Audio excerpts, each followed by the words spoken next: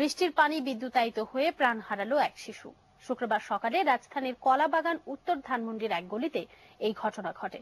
প্রত্যক্ষদর্শীরা জানিয়েছেন, গলির পাশের একটি কারখানার বৈদ্যুতিক তার পানির সংস্পর্শে আসায় এই মর্মান্তিক ঘটনা ঘটেছে। স্বজনের কোলে লাশ হয়ে ঘরে ফেরায় এই শিশুটির নাম রুবেল। শুক্রবার সকালে এলাকার বন্ধুদের সাথে সে বৃষ্টিতে ভিজতে নেমেছিল। বৃষ্টি শেষে ঘরে ফেরার পথেই ঘটে দুর্ঘটনা। তাকে উদ্ধার করে পান্থপথ সমরিতা হাসপাতালে নিয়ে গেলে কর্তব্যরত চিকিৎসকরা তাকে মৃত ঘোষণা করেন।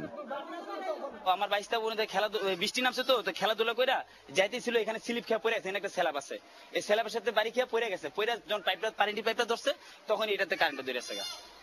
অটোমেটিক পুরো জায়গাটা কারণ হয়ে গেছে। যে আমি দেওয়ালে খাড়াইছিলাম দেওয়ালটা বাড়িতে পুরো কারণ হয়ে গেছে। নানা দুর্ঘটনায় সন্তান হারানো বাবা মায়ের আহাজারি রাজধানীতে নতুন কিছু নয়।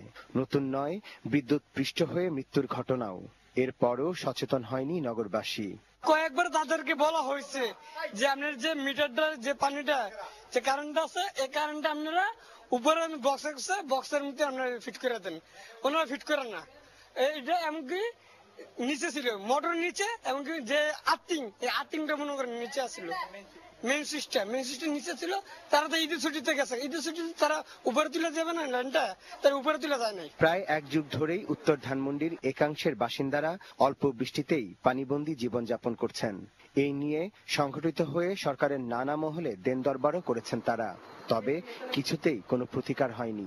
আগের বছরগুলিতে যা ছিল পানি ইজিলি আপনার 1 ঘন্টা 2 ঘন্টা পর চলে যেত, এবার পানিটা লং টাইম থাকে, যার ফলে এটা আসলে একটা বিশাল সমস্যা হয়ে গেল। এবং পাশাপাশি নিচু এলাকা হওয়াতে অনেক বাড়ির কিংবা অনেক জায়গার আপনার যে পানির মিটার মোটর, যেটা পানি তোলার মোটর, তার উপরে রাখা যায় না, মোটরটা ফ্লোরে রাখতে হয়।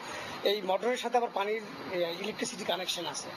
এলাকাবাসীর অভিযোগ, পড়ে থাকা বিদ্যুতের এই তার নিয়ে কারখানার মালিককে বারবার সাবধান করলেও তিনি তা আমলে নেননি, যার ফলে প্রাণ হারাতে হলো নিরাপরাধ ছোট্ট এই শিশুটিকে। আরাফাত সিদ্দিকী, এ10 নিউজ, ঢাকা। রাজধানীর